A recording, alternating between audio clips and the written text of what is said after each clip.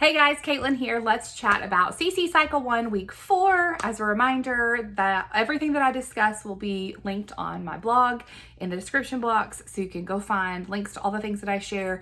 And also, as a reminder, this is for the youngest crew. My kids are 5 to 7, so some of this stuff will apply if you have older ones, some of it may not. All right, so let's talk about what we did for Week 4.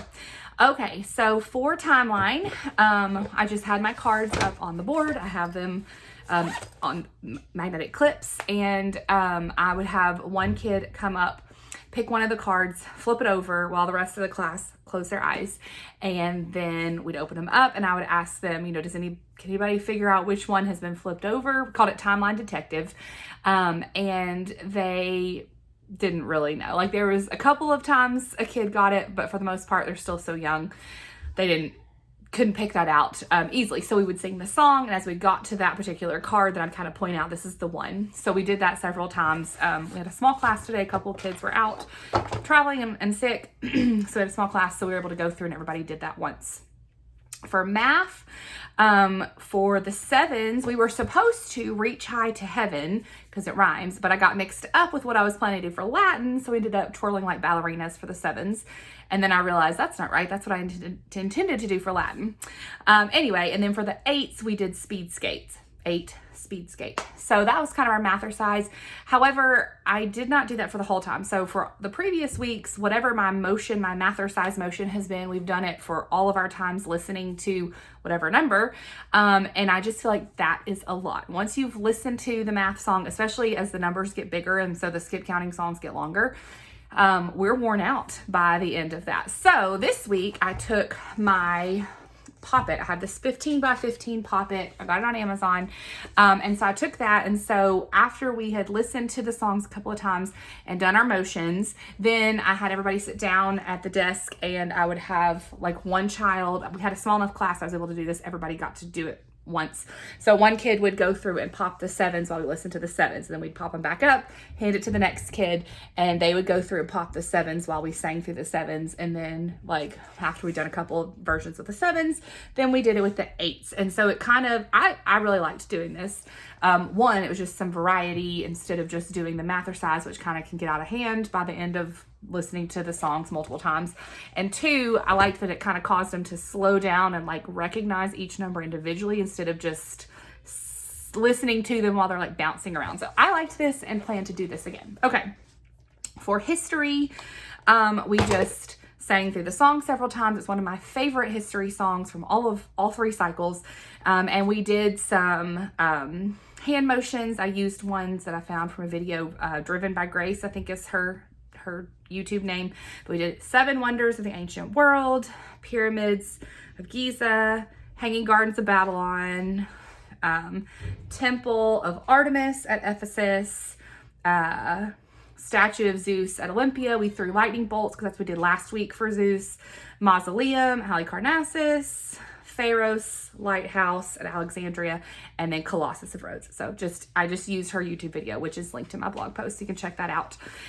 For geography, we have these really big maps in our classrooms that our director provides, that we put up on our whiteboard. And so today we just used that. I didn't have the kids get out the dry erase maps. We just used that, and I had my pointer, and I just had, like, after I'd introduced it and shown it to them, then I would have each kid come up and they would point to the ones, either I would say it and they'd point to it, or they would point to it and then the class would say it. So kind of did a little bit of both. So that was fun. They kind of got to be the teacher.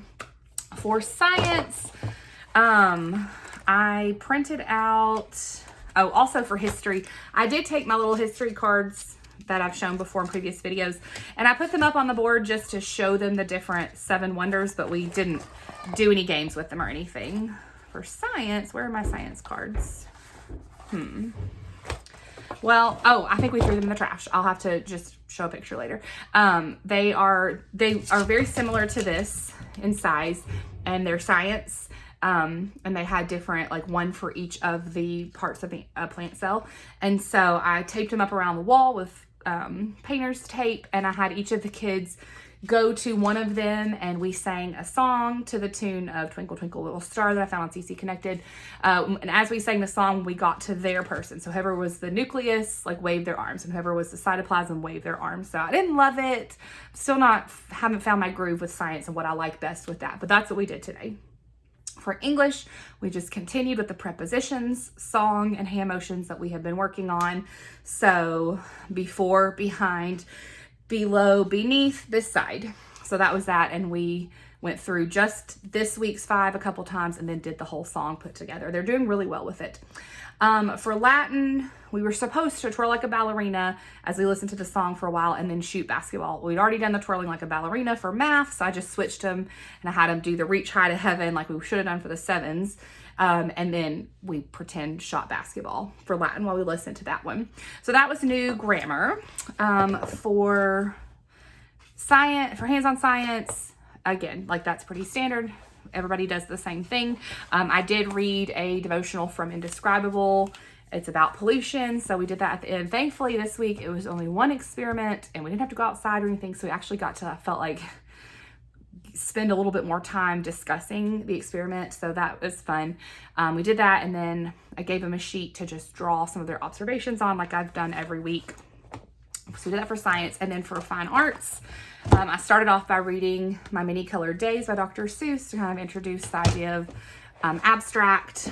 And then we reviewed oils by making abstract art with them. So this is roll and draw, and so I brought in dice for each of the kids, and they would roll a dice, and then for their first roll, whatever they rolled, they would draw that on their piece of paper, and then they rolled it a second time, and for roll 2, then they would draw whichever thing they rolled on their paper, and then roll 3, and did that 5 times, and they all ended up with a unique piece of paper. That was just for practice. That was not like our final experiment. I showed some examples of abstract art. I think this came from the drawing notebook that I found on CC Connected. It's linked in my blog post. So I showed them some examples, and then for our actual project, we did these abstract African tribal masks from the Inside the Lines blog, and so those were some examples that she had on the website to print off for the kids to look at.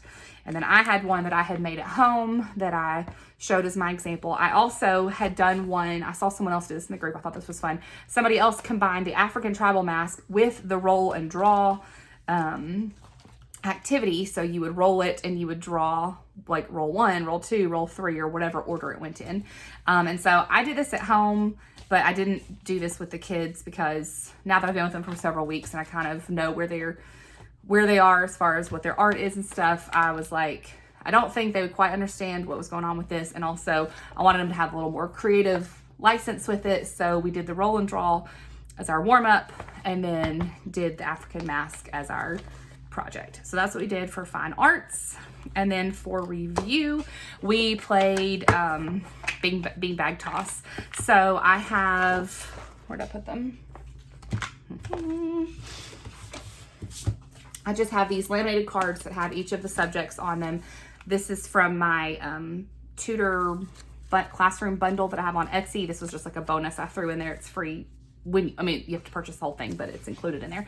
Anyway, you could just write these on piece of paper or cardstock or whatever. I put these on the floor, and I had some bean bags from home, and then the kids would just toss a bean bag, and whichever subject they got closest to, then I would draw out of my little memory review cards, and we would do that one together. So I don't think I loved that one quite as much as some of the other games that we've played, but they enjoyed it, and it was simple to set up. So that's a good one, just to have in your back pocket that doesn't take a lot of setup or prep, and they had a good time with it. So anyway, that is it for week 4. So I hope you guys have a great week, and chat later. Bye.